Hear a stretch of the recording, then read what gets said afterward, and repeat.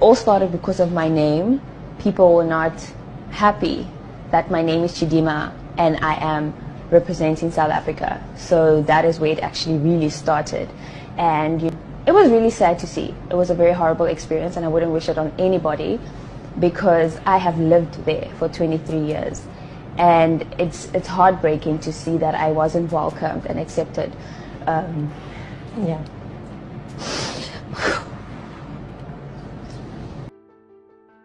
From pride to prejudice. How South Africa turned its back on African unity. Mandela's dream betrayed. Chidimma's story exposes South Africa's identity crisis. Africa is outraged. Calls are mounting on South Africa to drop the investigation on Miss Universe Africa and Oceania and her family. South Africa should save itself from further embarrassment. How did South Africa, a country that once led the charge for Pan-African unity during the apartheid struggle, become the face of exclusion and division? Why has the government allowed this case to spiral into an international embarrassment? The voices of outrage are growing louder, demanding not only an end to this legal farce but also a reflection on South Africa's treatment of its African brothers and sisters. Stay with us as we unpack this unfolding scandal, a story of rejection, bias, and a fractured African identity. It's a moment of reckoning for South Africa, and the continent is watching. Before we continue, don't forget to subscribe to Kilimanjaro News Network. Click the bell icon to be notified for more interesting and in-depth investigations and analysis of events happening throughout the continent and the diaspora. Nelson Mandela's vision for South Africa was one of unity, hope, and solidarity, not just within its borders but across the entire African continent. During his years of struggle, Mandela found refuge and unwavering support from African nations like Nigeria, Tanzania, and Botswana. These countries, alongside many others, sacrificed their own resources and stood in defiance of apartheid by boycotting travel to South Africa and demanding justice.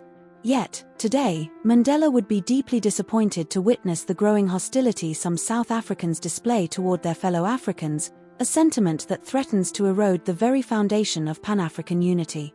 The recent Chidimma Adetshina controversy has thrown this troubling attitude into sharp relief. Chidimma, born and raised in South Africa to Nigerian parents, achieved remarkable success as the first runner-up in the Miss Universe pageant, earning the title of Miss Universe Africa and Oceania.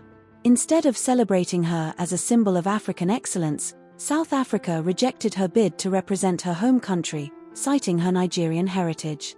This decision, coupled with the subsequent legal investigation into her mother's residency, has left many across the continent appalled.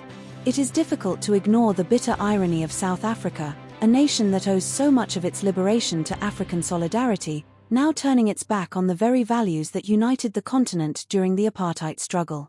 South Africa's decision to crown a representative with European ancestry, while rejecting Chidimma, speaks volumes about the lingering colonial biases that continue to shape national identity. It sends a message that whiteness remains a marker of legitimacy in global representation, while blackness, especially when tied to another African heritage, is deemed unworthy. Would a person of European descent born in France, Germany, or the UK ever face rejection based on their ancestry? Absolutely not. So why does South Africa, a country that should be leading the charge in dismantling colonial mentalities, perpetuate these exclusionary practices?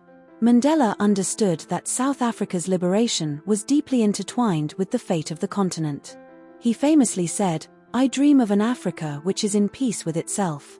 But the actions of some South Africans, from xenophobic attacks to institutionalized discrimination, tell a different story.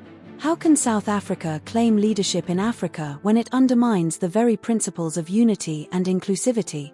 The treatment of Chidimma is not an isolated incident. It reflects a broader failure to embrace the spirit of African brotherhood. From attacks on foreign-owned businesses to derogatory attitudes toward immigrants, the hostility has become a stain on South Africa's reputation. These actions not only betray the sacrifices of African nations but also weaken the continent's ability to stand united in a world that often marginalizes it. South Africa's government must act swiftly to address this growing crisis. The Minister of Home Affairs should exercise common sense and decency, or President Cyril Ramaphosa should intervene to halt the case against Chidimma's mother and issue a formal apology for the mishandling of her case. Beyond this immediate issue, there must be a concerted effort to promote Pan-African unity through education, public policy, and community outreach. Mandela's dream can only be realized if South Africa leads by example, embracing all Africans as brothers and sisters, regardless of their nationality or heritage. Africa cannot afford to be divided.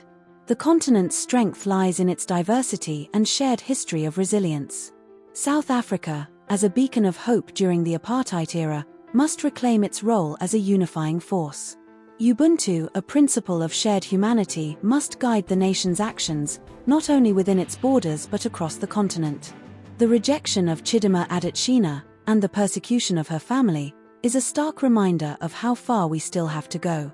South Africa has a choice: to honor Mandela's legacy by embracing African unity, or to deepen the divisions that colonialism left behind. The world is watching, and the time to act is now. Let us not forget that we rise together or fall divided. The choice belongs to South Africa, but the consequences will be felt by us all. Kilimanjaro News Network would like to hear from you directly. What does South Africa's treatment of Chidimma and her family reveal about the lingering impact of colonialism and apartheid on the nation's identity and its place in Africa? How can South Africa, a country that once relied on the solidarity of other African nations during its darkest days, justify turning its back on a fellow African child? If heritage can overshadow birthplace and contribution in defining national identity, are we inadvertently reinforcing the divisions that colonizers imposed on Africa?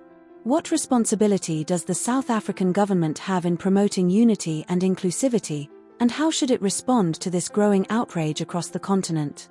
As Africans, how can we ensure that the spirit of Pan-Africanism, so central to our shared liberation struggles, is not lost in the face of rising nationalism and xenophobia? Send us your messages. Remember to like, share, and subscribe to Kilimanjaro News Network, the authentic voice of Africa.